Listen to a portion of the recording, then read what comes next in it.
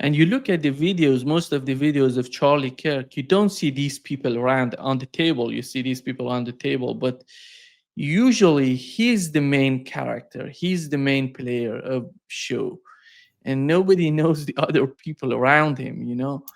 And in on campus and everywhere he went, he was alone and he was talking just his mind, his sort of mindset, his sort of ideology, his sort of policy. That's why I think you're right. That they're not going to change. They're not going to be able to take over the movement. It was basically based on his personal qualities during the talks with the students, even within the MAGA movement. And Right. Alex, what's going on in the aftermath of the assassination is somehow there is an official rhetoric that says he was assassinated by radical left, which we've learned. JD Vance yesterday said again this that radical left, these people hate us because of our sort of political views, and it's not that simple to go in that direction. Here is what Tucker Carlson said, and I think that he's responding to somehow this sort of mindset on the part of JD Vance and these people who are trying to picture the assassination as a radical left. I don't know, whatever that would be, assassination. You hope that Charlie Kirk's death won't be used by a group we now call bad actors to create a society that was the opposite of the one he worked to build. You hope that. You hope that a year from now, the turmoil we're seeing in the aftermath of his murder won't be leveraged to bring hate speech laws to this country. And trust me, if it is, if that does happen, there is never a more justified moment for civil disobedience than that, ever. And there never will be. Because if they can tell you what to say, they're telling you what to think. There is nothing they can't do to you because they don't consider you human. They don't believe you have a soul. A human being with a soul, a free man, has a right to say what he believes, not to hurt other people, but to express his views. Yeah. This is a fight within the MAGA, within the movement who supported Donald Trump. And I don't see that would benefit JD Vance and those people who may have in their mind they want to be the next president or the next administration. They want to be part of the next administration in the United States, or Republican Party being able to win the next election. Well, when they say radical left, it's not the left that you and I maybe grew up with. People who were advocating workers' rights and better pay and safer work environments and so on.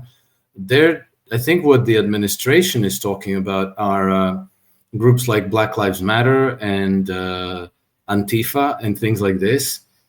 And so they're taking advantage of Charlie Kirk's murder to crack down on these groups.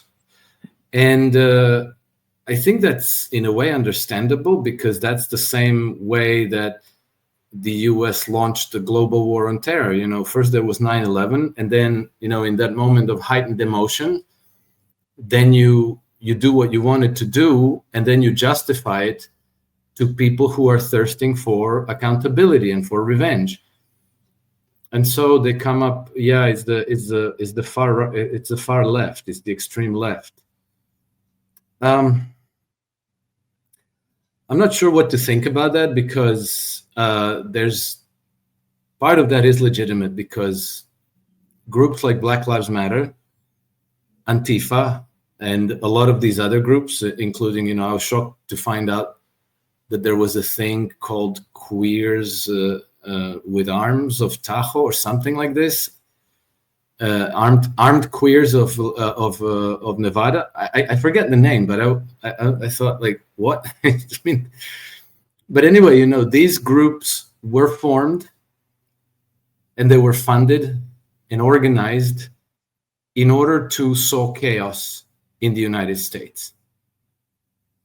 And so, you need to deal with that, because you don't want to have, again, burnt cities, and you don't want to have chaos, and you don't want to have gangs of violent thugs running down neighborhoods around the United States and destroying property and killing people. But I taking advantage of a youth movement leader's death to do that it's a little bit cynical. So it doesn't smell right. Actually, as you've mentioned, there is a lot to be learned for the case of the assassination of Charlie Kirk, because I don't know if you saw the video on X. There is a guy who's trying to dismantle the rifle, and it takes more than 50 minutes to dismantle, and after that you're not capable to put it in a backpack, and it's much longer than a backpack, and you're not going to be able to put it in your pants. It's somehow there is a lot to be learned on this case, and we are not hearing the reality of what really has happened. And these people are trying to criticize it. I think what Tucker Carlson is talking about, we have a right to criticize what's going on. Why you cannot be honest with us in the way that you're investigating? You have to inform the people, the public opinion, what has happened, what he's talking about. Well, something extremely interesting emerged from this case, and it was thanks to the reporting by Max Blumenthal and Anya Parampil on Grey Zone. And one of the things that Max Blumenthal suggested, which I thought was extremely interesting, is that his contacts in the administration, in the White House, are telling him, and not just one, but several. One of them is like a high-level official in Trump's administration. They're saying that they're not getting transparency out of the FBI, that FBI is kind of holding back information. They're not providing the footage that they wanted to see and so forth.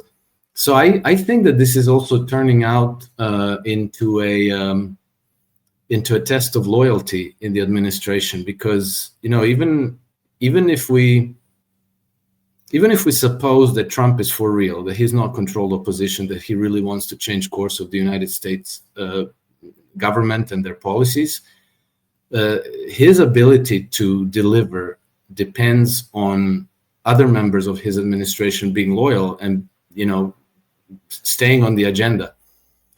And then if he has very high level officials in his administration that are not loyal, that are actually doing things to undermine him and to destroy his credibility, then that's a huge problem, especially if it's again the FBI, because who's the head of the FBI? Kash Patel. Kash Patel would be extremely important to the Trump administration. Kash Patel has also avowed his undying loyalty to the state of Israel, which is strange. And then that takes us back to Benjamin Netanyahu. And so is it now the case that the FBI is covering for Israel? That's an important angle, but you can see how at this stage you could actually get hurt if you look in the right place and if you ask the right questions. Yeah. Alex, the situation in the Middle East is changing, and it's changing drastically when it comes to the summit. And all these countries came together to condemn the Israeli attack on Doha. But looking at Iran, Syria, all these actors in the Middle East together going to Doha, it's somehow a clear message to the West, to basically to the government in Israel, that they're uniting the Middle East. They're making Middle East, they're changing the face of Middle East, let's put it this way, as they claim that is the case. But is not for the benefit of Israel, is for the benefit of unity of those countries who are suffering from these sort of policies of chaos in the Middle East. What's your understanding of that? Because we've learned Iran and Saudi Arabia are getting closer. economically and in terms of security. We had Saudi Arabia and Pakistan, expanding the, some sort of partnership, NATO-like partnership, which somehow was of concern for India. India came out and said, "What is that?" But I don't see that has anything to do with India. It has everything to do with Israel, because both of these countries are the target and one of the most, vulnerable targets of Israel. You're taking that. Well, it shows again one of these cases where you can be penny wise and dollar stupid. And so, I'm talking about the Israelis, because they feel that they're very clever and very capable, that, they have all this intelligence and they have all these ways of spying, and they can find accurately who is. And so they can kill them. So they do, because they can. And then they climb up and celebrate and only reinforce their own idea about how clever they are and how invincible they are, not thinking through the consequences, that they are uniting their enemies. And pretty much everybody is their enemy at this stage. I mean, even China is their enemy. I think that the going to summit in Doha, I think it was beyond sad, because it came up with a communique, with a declaration that strongly condemns the actions of Israel, but no action whatsoever, nothing. So obviously no military action, which in a way you can almost understand, because they can't do anything without support from the United States and the UK. But then, they could have, as a token, maybe expelled Israeli ambassadors and consuls from their, the diplomatic staff from their government, from their countries. They didn't do that either. So it's just a piece of paper until people forget, and then it's going back to business as usual. Nothing's going to happen. There's going to be no accountability. But the real things that happened that you mentioned is indeed that the Saudis are growing closer to Iran, and that the Saudis and the Pakistanis signed a mutual defense pact, a military alliance, in fact. And Pakistan is a nuclear force, and they have expressed willingness to use nuclear weapons against Israel if Israel uses nuclear weapons against Iran, for example. And this is necessary because I think that everybody in the region there sees that they're next, that what happened in Qatar, what happened in Yemen, what happened in Iran, they can happen to any of them any day.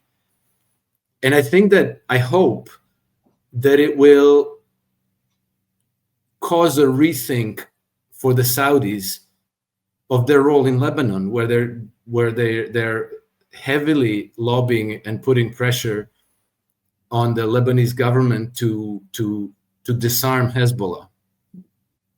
Because if they disarmed Hezbollah, then the Lebanese would be treated like the Palestinians in Gaza and like the Palestinians in the West Bank.